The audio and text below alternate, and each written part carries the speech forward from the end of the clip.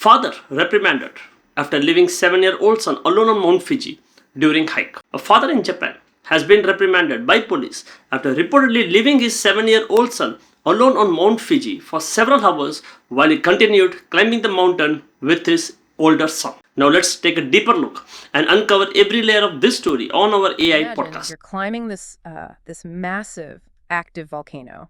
It's 12,000 feet up. You're completely engulfed in just a freezing high altitude rainstorm. Oh, yeah. Just awful conditions. Right. Visibility is practically zero.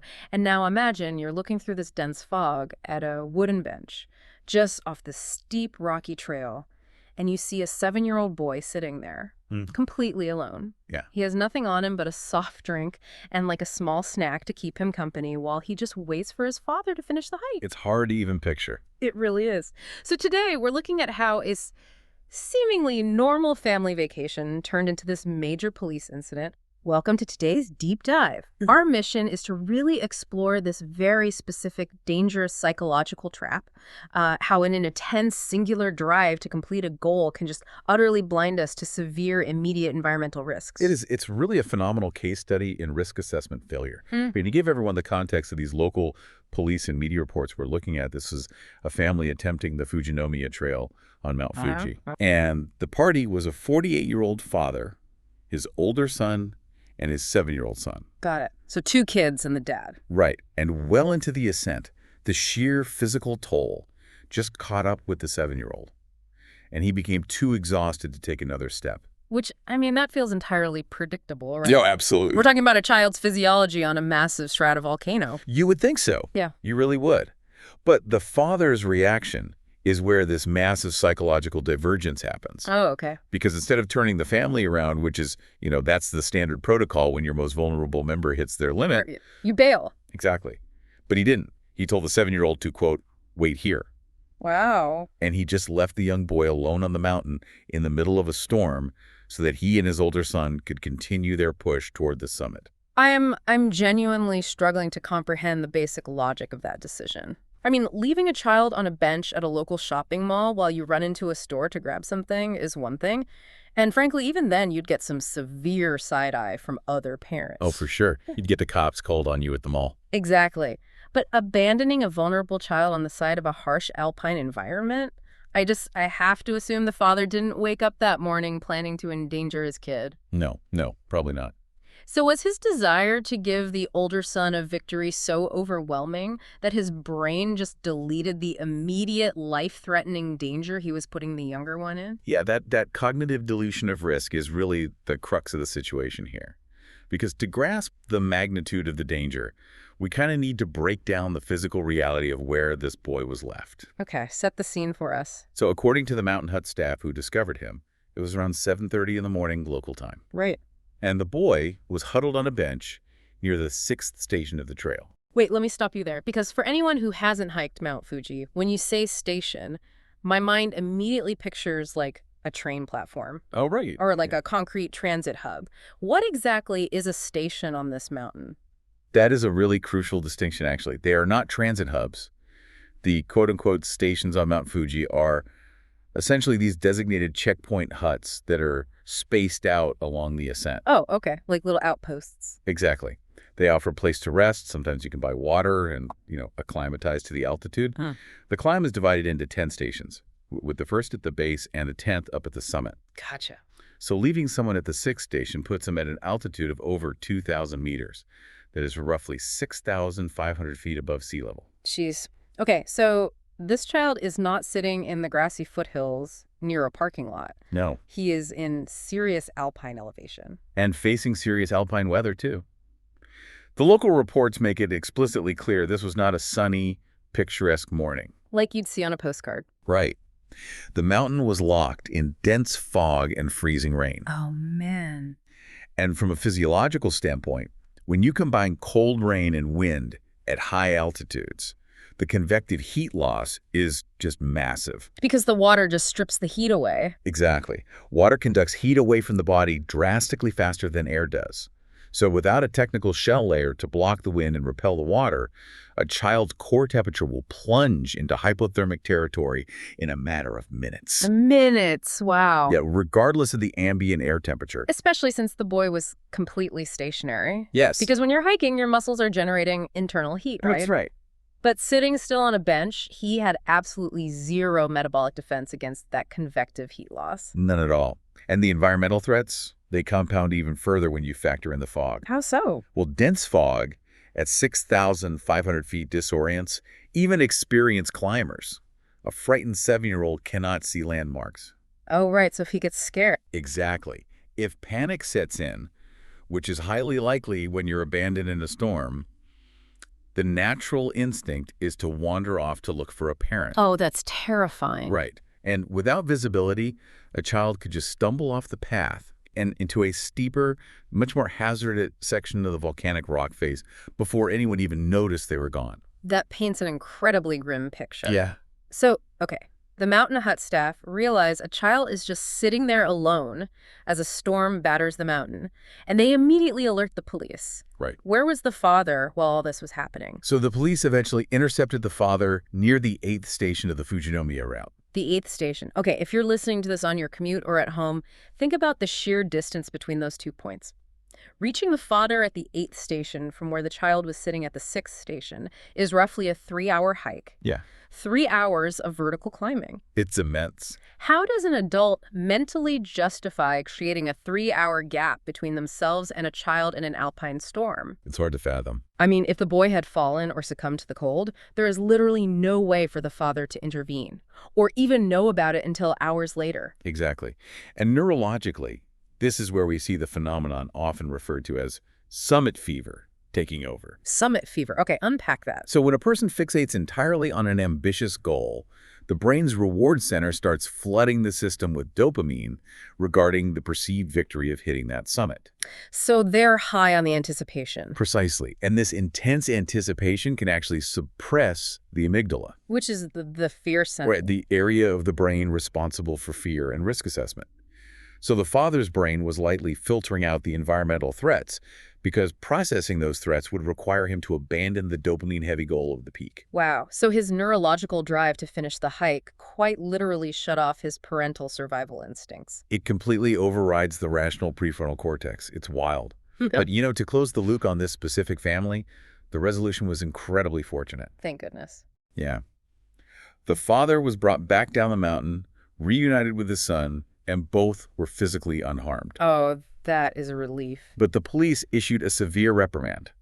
They made it an official point that leaving a child behind is fundamentally unacceptable, even if it requires abandoning a major family goal. Well, yeah. And the father issued a formal apology to the authorities, admitting his actions were, quote, rash. Rash. Calling a 3-hour abandonment in a storm rash is doing a lot of heavy lifting for that father's conscience. You're not wrong. But this brings up a dynamic I really want to explore with you. Because this cognitive failure didn't just happen out of nowhere. It feels like the father's mindset was heavily manipulated by the mountain itself. Oh, absolutely. Because Mount Fuji seems to have this unique ability to trick people into treating it like a strenuous nature walk rather than a deadly alpine environment. Right. The geographical and cultural profile of Mount Fuji creates just the perfect storm for that exact illusion. I mean, we're talking about a 3,776-meter active volcano. That's 12,389 feet. It is Japan's highest peak, and it was granted UNESCO World Heritage status in 2013. And it's one of Japan's 3 holy mountains, right? Exactly. It is arguably one of the most culturally ubiquitous landmarks on the planet. For sure. You see its perfectly symmetrical snow-capped cone in ancient woodblock prints. You see it on modern postcards. It's in video games. Yeah. It always looks so serene. And that visual familiarity breeds a false sense of safety. Right. People feel like they already know the mountain before they even arrive. That makes a lot of sense. So let's look closely at the Fujinomiya route this family actually chose. Okay. It begins at the Fujinomiya 5th station. And during the official climbing season, this specific station is highly accessible via public transportation. Oh, really? Yeah, you can hop on a comfortable, climate-controlled bus and just be dropped off right at the starting line, basically halfway up the volcano. See, that is wild to me. And from that bus stop, It's roughly a 5-hour climb to the summit and a 3-hour descent. Okay, if you're listening and you've ever felt completely insulated from danger just because you had cell service and a vending machine nearby, this is the exact psychological trap we're unpacking. Yep. Because that public transit access creates a really dangerous cognitive dissonance. It really does. When you can take a tourist bus to the trailhead, it feels like stepping into a curated amusement park. Exactly. It tells your brain, well, if local transit runs up here, how wild can it possibly be? Right, it feels managed. Right. It is like jumping into the ocean during a Category 5 hurricane just because the beach parking lot was freshly paved. That's a great analogy. The infrastructure does absolutely nothing to tame the raw environment. Nothing at all. And the contrast between the touristy access point and the reality of the troposphere is shocking for most visitors. I bet. Because even in the dead center of the summer climbing season, Mount Fuji routinely batters climbers with gale-force winds, blinding fog, heavy rain, and plummeting temperatures. The weather systems at 12,000 feet are entirely detached from whatever pleasant sunny day might be happening down in Tokyo. Wait, I'm struggling to square that circle a bit. Okay. Because you're describing a brutal, unforgiving environment, but earlier you mentioned a 7-year-old was hiking it. And we know hundreds of thousands of people go up there. So how can it be this deadly alpine environment if children and tourists are tackling it daily? Well, it really comes down to the razor-thin margin of error and how rapidly conditions degrade. Okay. On a perfectly clear, windless day, a fit child can manage the physical exertion of the lower stations. Sure. But weather on an isolated peak doesn't shift over days, it shifts in minutes. Wow, just that fast. Yeah. And when a storm rolls in, the margin of safety vanishes instantly. Furthermore, you have to factor in the invisible threat of altitude. Right, the air is thinner. Exactly. The reduced atmospheric pressure means less oxygen per breath. Climbers routinely suffer from altitude sickness, which means debilitating headaches, nausea, dizziness, and extreme fatigue. So they're completely drained. Right. So you have people stepping off a comfortable bus, walking for 3 hours, and suddenly finding themselves oxygen-deprived and trapped in a freezing cloud. Which explains why local authorities are constantly dealing with people who grossly underestimate what they're walking into. Constant problem. This one father's terrible decision is actually just a symptom of a much wider crisis on that mountain. That is exactly right. Mount Fuji sees roughly 200,000 climbers annually within a very short official season. 200,000 people funneling up a volcano in a matter of weeks. The sheer volume of foot traffic is kind of hard to picture. It's massive, and it leads to severe overcrowding and a really massive strain on emergency resources. I can imagine. Because of that false sense of security we discussed, a staggering percentage of these visitors arrive entirely unprepared. Authorities are constantly intercepting climbers attempting the summit in cotton t-shirts, lacking basic waterproof gear, or wearing flat-soled street sneakers. Sneakers on a volcano. Yeah, street shoes. And the situation has degraded to the point where local governments have been forced to implement daily caps on the number of climbers allowed on certain routes just to mitigate the chaos. Just to keep people from swarming it. Basically, yeah. Looking at these rescue reports, it is fascinating and honestly a bit horrifying to see that this absolute lack of judgment spans every possible demographic. Oh, for sure. It's clearly not just overly ambitious parents dragging their kids up the trail. The demographic spread is incredibly wide. The authorities recently executed 2 highly contrasting rescues that perfectly illustrate just how pervasive this underestimation is. Tell me about those. Well, in one incident from July, emergency teams had to rescue a 99-year-old woman. 19. Yeah. She was attempting a route, suffered a fall, and injured her hip and back. Man. On one hand, maintaining the cardiovascular health to even attempt a hike at 99 is astounding. It really is. Good for her in theory. But choosing a 12,000-foot stratovolcano is a monumental miscalculation of the physical toll. A huge risk. But honestly, the other rescue story from the reports is the one that completely bit on my brain. The 27-year-old university student. Yes.